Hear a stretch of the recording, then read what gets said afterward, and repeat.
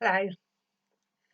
Our talk today is going to take us on lots of signposts that are going to help us learn more about who God is and help us reflect on Remembrance Sunday. Signposts show us the way to go or instructions on what to do, and the Bible does this for us.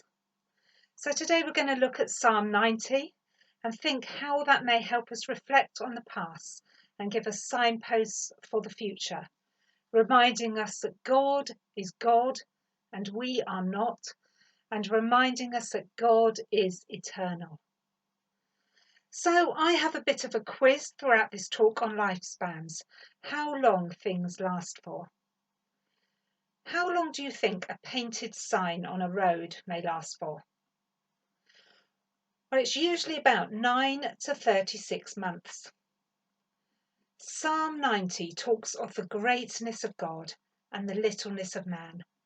And I find I'm reminded of this fact when I'm looking at the world around me and when I am involved in something that is out of my control. We have been reminded through climate change about the fragility of our planet and the world around us and how we need to look after it.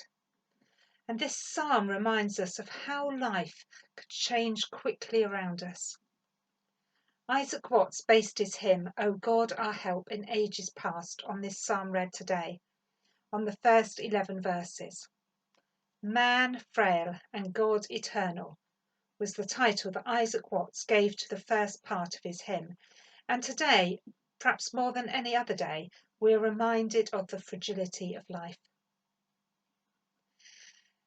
Today is Remembrance Sunday, a day when we remember those who have fought in the wars, some of whom lost their lives, some of whom were young and at the beginning of their adult lives.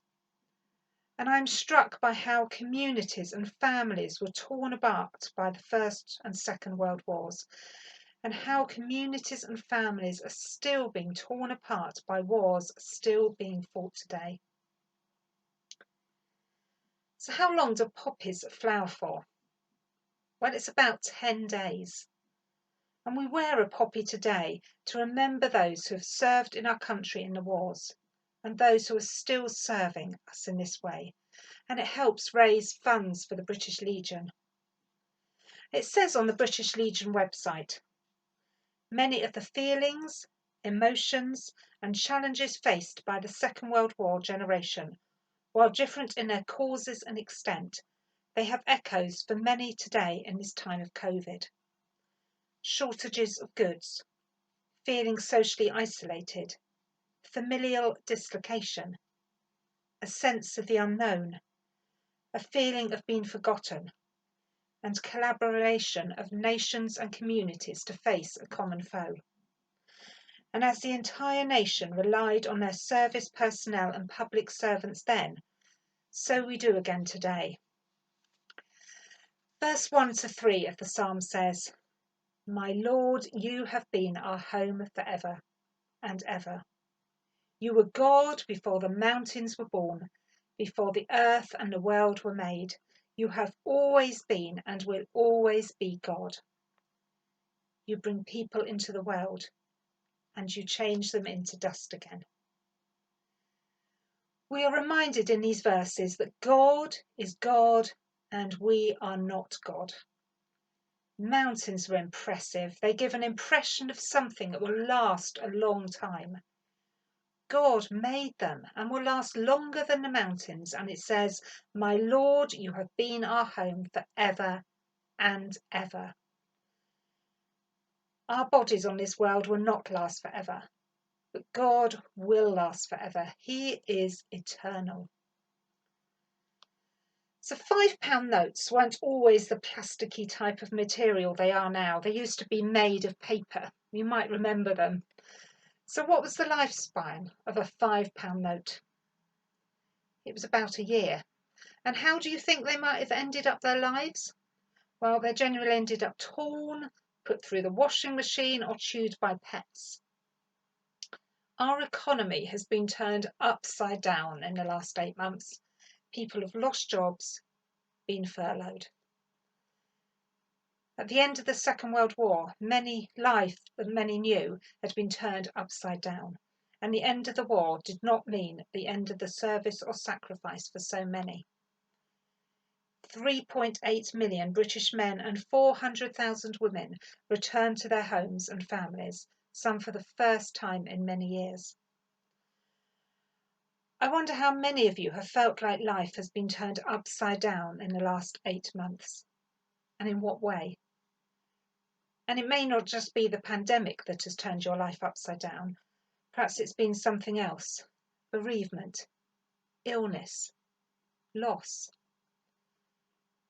Life has changed a lot since the Second World War, hasn't it? These men and women didn't have phones to keep in contact with their families and friends. They could write letters, but they may not have spoken for a long time. We may love or hate Zoom, but we can talk and see each other's faces on it. I know that I have appreciated being able to see faces of people I know, just because you can see how much better they're getting on than I could if they were just writing a letter to me. So what's the average life of an iPhone? It's 4 years. And I expect at the beginning of the Second World War, nobody expected it to go on for as long as it did. Although some people would have seen the First World War and had memories of that lasting over 4 years. We are reminded by the psalmist and Isaac Watts that God is our help. We are living under the shadow of his throne, and God is the same for endless years. Under the shadow of your throne, your saints have dwelt secure. Sufficient is your arm alone, and our defence is sure. Before the hills in order stood, or earth received her frame, from everlasting you are God, to endless years the same. In the midst of COVID, we try to rebuild our structures and communities in a different way whilst living with restrictions. In 1945, after the Second World War, the world faced immense challenges. Infrastructure, industries and transport links all had to be rebuilt. Accommodation found for millions left homeless, and communities, towns and cities pieced back together. So what do you think is the average life of a storm? Well, storms can last anywhere from about 12 to 200 hours. So depending on season and geography. So I suppose the average life would be about 100 hours for a storm. We have storms of life and we don't know how long they may last for. So what are our storms? Times when life is turned upside down for us.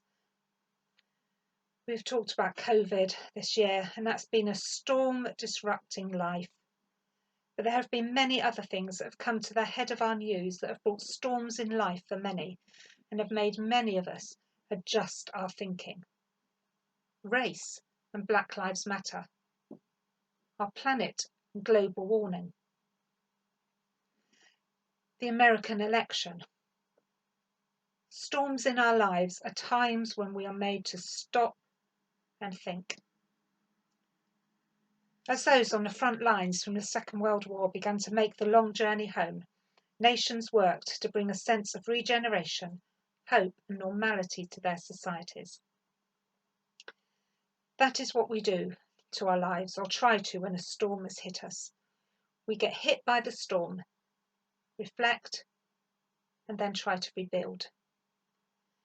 We are reminded in the psalm of a storm in verse 5 where it talks about sweeping away, and in the hymn it talks about ever rolling streams and floods bearing all its sons away. The storm can take things away, but we're reminded later in the same verse that new things can spring up again like the new grass of the morning. We are reminded of God's eternity and how our life with him is eternal, like our life in this world is not. We have amazing medical technology which can make us feel invincible, and I personally have been so grateful for technology over these past few months. But I'm reminded by this psalm and by Remembrance Day today that God is my help in ages past, my hope in years to come, my guard while troubles last, and my eternal home. I wonder what sort of things you like to learn. Perhaps it's a craft skill. I've been learning to use a sewing machine over the last few months, not always very successfully. Perhaps it's a sport you like to learn. And any sport or craft skill needs some sort of equipment. Take basketball, for example. What do you think the average life of a pro basketball player's shoes is? So players in the National Basketball Association will rarely use a basketball shoe for longer than 7 to 10 days before replacing it with a new pair of shoes. 7 to 10 days for a pair of shoes.